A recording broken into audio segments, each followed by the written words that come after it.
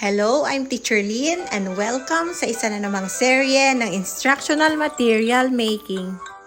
For today's video ay samahan niyo akong gumawa ng isang instructional material na gagamitin sa pagtuturo at pagbasa ng mga phrases and sentences.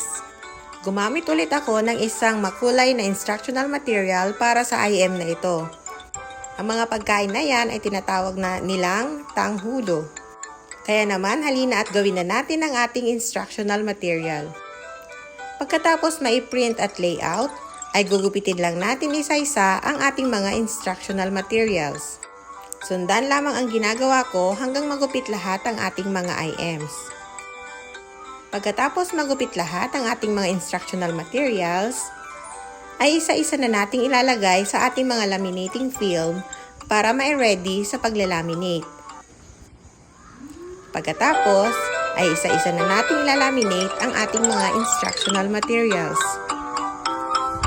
Pagkatapos ma-laminate lahat, ay gugupitin lang natin ang excess part ng mga laminating film sa ating mga IMs. Sa paggamit ng IM na ito, ay tiyak na mag-e-enjoy ang mga bata dahil sa bukod sa makulay, ay nakakatakam tignan.